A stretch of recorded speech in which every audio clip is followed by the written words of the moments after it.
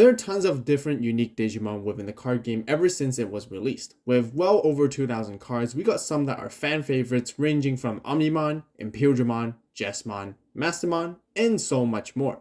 However, there are some cards and decks that are often left out which barely see any competitive representation, yet alone even played as they have been lost deep within the bulk. Today, we're going to explore some of these cards and archetypes and talk about them. Welcome back to another new episode of the Why Nobody Plays series featuring the Red Purple Imperialdramon Deck and archetype.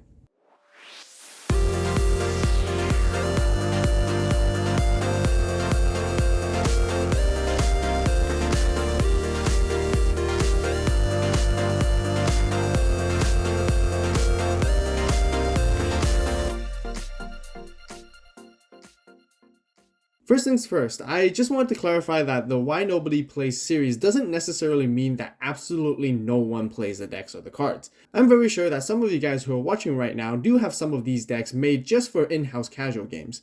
At the end of the day, all of this is just very subjective, as this series is just really trying to highlight why some of these cards or decks are barely seeing play even at local tournament levels.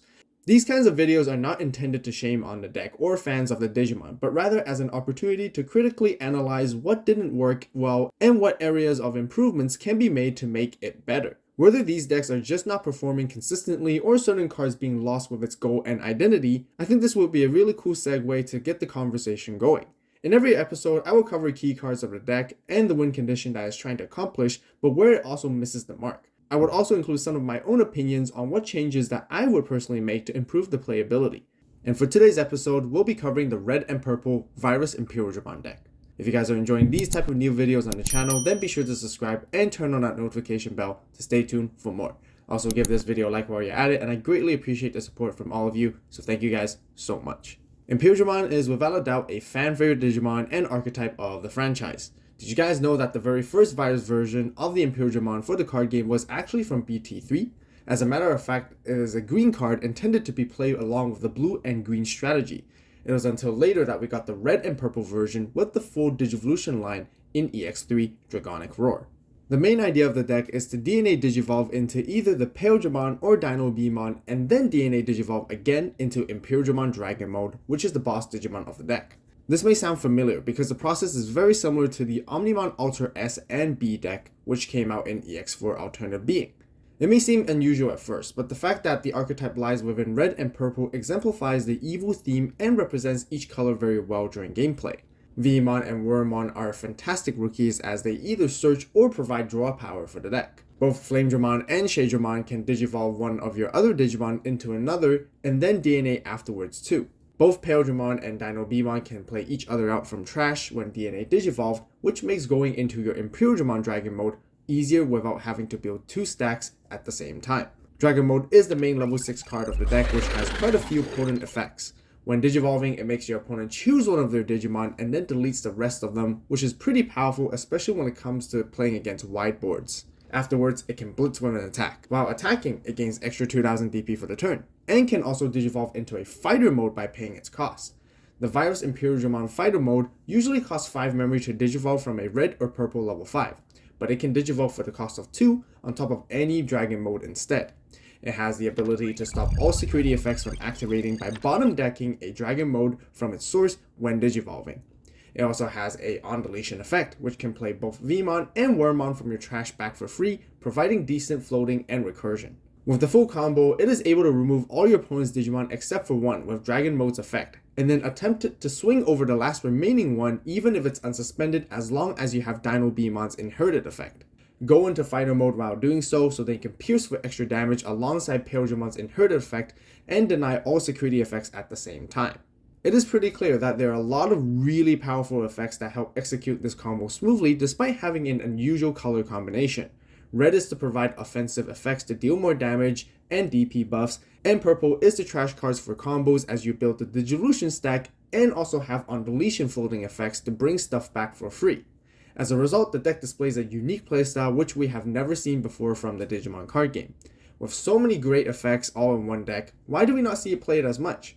What does it still lack? And this is the part where we'll talk about its weaknesses and cons. Since purple is one of the archetype's main colors, setting up specific cards and resources are essential to pull off any mid or late game combos. But not only does it require specific pieces in trash, finding them through the early stages of the game can sometimes be quite challenging. Otherwise, it can take a bit of time than usual to get there, which is also one of the major factors that slows the deck down. With these two obstacles ahead, it makes the game plan not as consistent or as reliable as it can be. I mentioned before that most current best decks are capable of getting into its level 6 boss Digimon to make powerful, impactful plays without passing the turn, as it gives an opportunity for it to shine and do a whole bunch of things to the board while doing so. The optimal combo of the Virus Imperialdramon deck tends to pass the turn, but there are a ton of effects that provide great value at the same time, especially when it comes down to the blitz mechanic, and it can let you deal some damage before actually ending the turn, and that's what it makes it different. Though being different doesn't necessarily mean it is most effective or the most efficient way to do things, and in this particular case, the combo actually requires way more memory than it should. As a result, it gives your opponent a larger window and opportunity to make a comeback even if all their Digimon have been cleared. But the biggest issue of them all is that there is little to no follow-up plays after going for the big combo. Fighter mode's effect of nullifying your opponent's security effects only lasts for one turn, and that diminishes the long-term value while it stays on the board. Surely it has a undulation effect that plays a Vmon and Wormmon back from hand or trash for free, but that means you will need to build the entire stack and sequence all over again, repeating all the problems I mentioned prior. The player will also have to gather all the pieces once more, which is not very dependable like I mentioned earlier, and even if you're able to, you're going to have to give your opponent quite a lot of memory again. Surely there are methods to reduce the amount of memory that you can give to your opponents by having a memory tamer or playing cards like Memory Boost for its delay effects to gain memory. But this ends up having additional processes during the early stages of the game, slowing down the win condition. Another problem that the archetype has is that all the Digimon cards within it only focuses on executing that one single main combo. The Flamedramon and Straydramon only help you DNA one another and nothing else.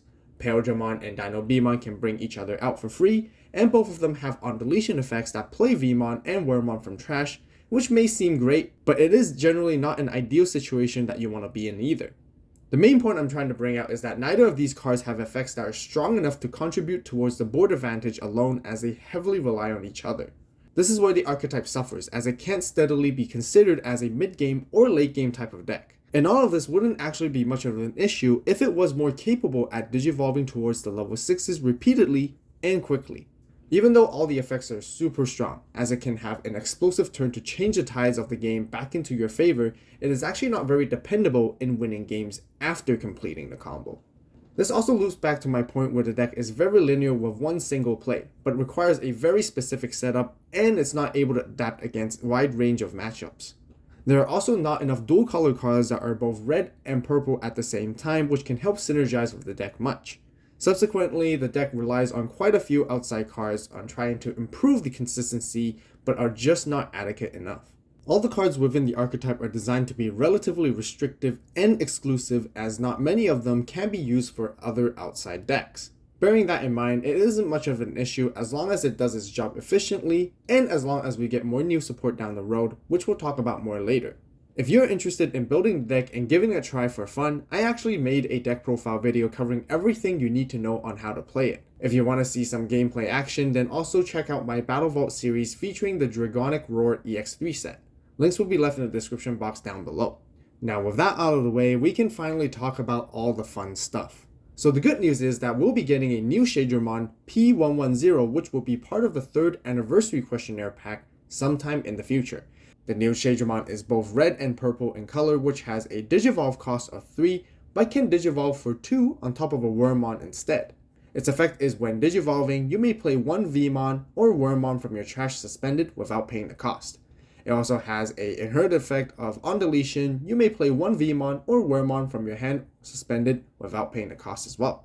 This card alone gives the deck recursion with the rookies, and then use their on-play effects to search for even further to gather pieces, and that's really good. We can also see that Flamedramon is in the artwork as well, so maybe we can get a new one in the future, and that's something I'm definitely going to be looking forward to. Furthermore, it can also be a double color, as by having more of them can greatly speed up the DNA Digivolution requirements for going into your level 5s, which are Imperialdramon and Dinobemon. Even with the new promo Straydramon, I still feel that there needs to be even more new support to take the deck to the next level to make it even better. I honestly think that the identity of the deck is pretty clear in terms of what it's trying to achieve, and I find it very appealing that the gameplay design is somewhat similar to its blue and green counterpart. The idea is to swing and deal as much damage as possible with security while having a bit of control elements at the same time, and then repeat the procedures until you win the games, which is very simple to understand. Therefore, there are a few of my personal suggestions that would help improve the deck even further and to fine tune it. First and foremost, I think having more new VMons and Wormmons that are red or purple in any form of support would be very beneficial. The deck can certainly use even more on-play effects, such as searching and trashing cards from your hand or even from the top of your deck. As for inherited effects, having additional security damage or gaining memory when a specific condition is met will tremendously provide extra value as you build towards your stack. Since Flame-Dramon and Stray-Dramon are both armor forms, I feel it will only make sense for them to actually have armor purge as well. By having this mechanic, the deck can play slightly more aggressive during the early stages of the game to chip down the opponent's security, and then still fulfill your late game combo and finish off your opponents. Although there are many great cards in purple such as Demi-Meramon, Eismon Scatter Mode, Dobermon, and a couple of others to help draw and trash cards, I think it'd still be really nice for the deck to have its built-in recursion similar to the EX3 Black Wargroundmon that can trash cards from the top of the deck and grab something back instantly when it is digivolved. Most archetype-based decks would also have a dedicated option card, whether if it's in the form of removal for defense, power-up buffs for the turn, or even effects that help improve the search and setup consistency. Nonetheless, a red and purple option card would be really cool. Maybe we could even get one that is called Positron Laser Lance, which is one of Virus Imperialdramon's fighter mode's signature move. And its effect could be something like giving it extra security damage and DP buffs for the turn, but must be deleted either after attacking or at the end of the turn, just so that you can make the top end combo even more worth going into. Overall, these are just some of the rough ideas I came with, so let me know what ideas you guys might have or want to share. That will wrap up for this episode of the Why Nobody Plays series with the Red and Purple Imperialdramon. If you guys enjoyed these types of discussion videos and want to see more, then be sure to give this video a like and let me know in the comments on what other Digimon or archetypes you would like to see me cover for these videos. Also, don't forget to subscribe and turn on that notification bell to stay tuned, as the next episode will be covering Hexablaumon. If you haven't watched the previous episodes yet, be sure to check them out as well. Links will be left on the top right iCard and in the description box down below. As always, thank you so much for watching. You guys have a great day, great night, wherever you are. See you next video, and this is AVAULT, signing out.